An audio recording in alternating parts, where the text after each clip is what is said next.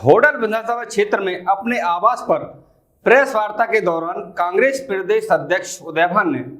प्रदेश की सभी लोकसभा सीटों पर कांग्रेस पार्टी के उम्मीदवारों की जीत का मार्जिन बताया। उन्होंने एक एक करके बताया कि उनके उम्मीदवार किस लोकसभा सीट से कितने मार्जिन से जीत रहे हैं। उदयभान ने कहा कि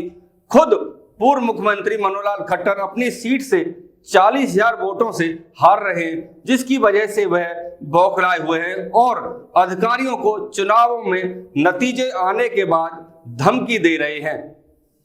होडल विधानसभा क्षेत्र में अपने आवास पर प्रेस वार्ता के दौरान कांग्रेस प्रदेश अध्यक्ष उदयभान लोकसभा चुनावों में कांग्रेस की जीत को लेकर के खुश नजर आ रहे थे। उन्होंने हरियाणा प्रदेश की 10 लोकसभा सीटों को लेकर के कहा कि वो हरियाणा में तो सभी 10 की 10 सीटों पर उनके पार्टी के उम्मीदवार जीत रहे हैं और देश के अंदर इंडिया गठबंधन की लोकसभा सीटें आ रही हैं और केंद्र में इंडिया गठबंधन की सरकार बनेगी, क्योंकि कोई भी ऐसा प्रदेश नहीं है जहां से भाजपा की लोकसभा की सीटें घट ना रही हों।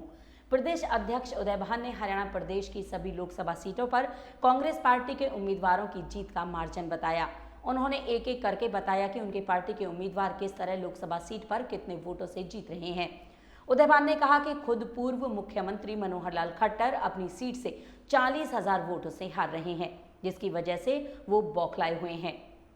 और अधिकारियों को चुनाव के नतीजों के बाद देखने के लिए कह रहे हैं। उदयभान ने कहा कि फरीदाबाद लोकसभा सीट से उनकी पार्टी के उम्मीदवार महेंद्र प्रताप सिंह लगभग 1 लाख वोटों से जीत रहे हैं, क्योंकि होडल विधानसभा क्षेत्र, हथीन विधानसभा क्षेत्र और पलवल विधानसभा क्षेत्र और पृथला विधानसभा क्षेत्र से महेंद्र प्रताप जीत कर जा रहे हैं। उदयभान ने कहा कि जो प्रदेश की गुरुग्राम लोकसभा सीट भाजपा के लिए एक किला कहा जा रहा था कि इस किले को कोई नहीं भेद सकता, भाजपा का वह किला भी ढहने के लिए जा रहा है और गुरुग्राम से उनकी पार्टी के लोकसभा उम्मीदवार राज बब्बर लाखों वोटों से चुनाव जीत रहे हैं,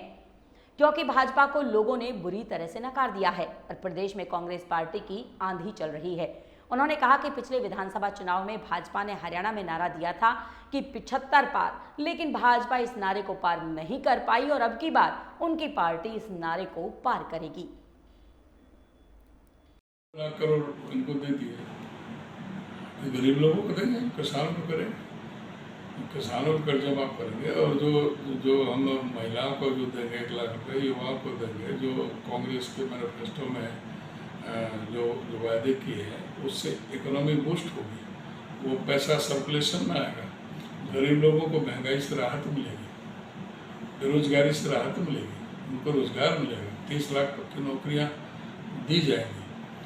अग्निवीर योजना को खत्म करके जिस तरह से पहले फौज में भर्ती होती थी उसी तरह से भर्ती होगी, तो लोगों के अंदर उत्साह है कांग्रेस की सारी घोषणाओं को लेकर के। MSP की लीगल गारंटी देने की बात की कांग्रेस ने अपने घोषणा पत्र में और स्वामीनाथन रिपोर्ट के मुताबिक जिनसों के कृषि जिनसों के जो दाम तय करने का है, कृषि यंत्रों पर और सारे उपकरणों पर GST हटाने की बात की है, तो सारे वो बात की है, भागीदारी की बात की है, सारा विदेश नीति पर भी बात की है, अपने मीडिया को भी स्वतंत्रता मिले, मीडिया पर भी किसी का अंकुश नहीं रहे, मीडिया को भी उसके बात की है, न्यायपालिका के लिए भी बात की है। अपने उसमें चुनाव घोषणा पत्र में सारे मुद्दों को लिया। जो बीजेपी नवीन जिंदल को कोयला चोर कहती थी, कोयला का घोटाले का सरगना कहती थी, फिर वही नवीन जिंदल को बीजेपी आग साफ हो गई, अब कोई आरोप नहीं है, कोई ईडी सब बंद हो गई, उसको उनको टिकट दे दी, इसीलिए तो लोगों में विपरीत गया असर। अब वो नवीन जिंदल बुरी तरह से हार रहे हैं, पर आम आदमी पार्टी का सुशील गुप्ता जीत रहे हैं। अच्छा, जुमले थे, झूठे थे, झूठ ही झूठ था, बल्कि देश को भी कर्ज के जाल में 56 लाख करोड़ का कर्जा था जो 205 लाख करोड़ में पहुंचा दिया। तो कर्जा कहाँ पहुंचा दिया देश का, सारे जो संसाधनों को बेचने में लग रहे हैं पब्लिक सेक्टर के, अमीरों के लिए सारे काम करने लग रहे हैं, 16 लाख करोड़ रुपए अमीरों के माफ कर दिए, सारी जो नीतियाँ उनको जा रही हैं। जो कहते थे कि मोदी जी सौगंध मुझे इस धरती की, मैं देश नहीं बिकने दूंगा, जल थल नभ सारे बेचे जा रहे हैं, सारे पब्लिक सेक्टर को खत्म किया जा रहा है, हवाई जहाज बेचे जा रहे हैं, अड्डे बेचे जा रहे हैं, ट्रेनें बेची जा रही हैं, बंदरगाह बेचे जा रहे हैं, सारे जो है ना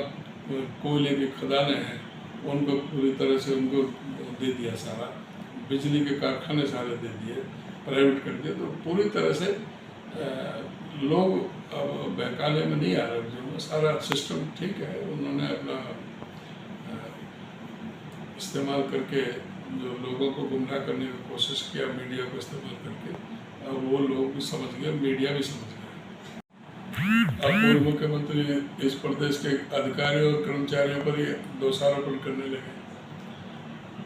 उनके, और ऐसा लगता है वो पूर्व मुख्यमंत्री हैं और प्रशासनिक पद पर नहीं है, वो मुख्यमंत्री नहीं है, लेकिन अभी भी ऐसा लगता है जैसे वो मुख्यमंत्री की तरह ही डील कर रहे हैं, उस तरह से धमकी दे रहे हैं लोगों को। पूर्व मुख्यमंत्री का बहुत ज़बरदस्त विरोध है उनके करनाल पार्लियामेंट में, और पूर्व मुख्यमंत्री भी चुनाव हारने जा रहे हैं। चल रहेगा 50,000 से ऊपर का। लेकिन आप बड़ा दावा कर रहे हैं सारी सीटों पे, आप 10 की 10 सीटों पे कह रहे हैं कि कांग्रेस बड़े अंतर से जीत रही है, क्या वाकई में होने जा रहा है? 10 की 10 हो पाएगा? बिल्कुल 10 की 10 सीटों का मैंने आपको आकलन दिया, 10 की 10 सीटें हम जीतेंगे।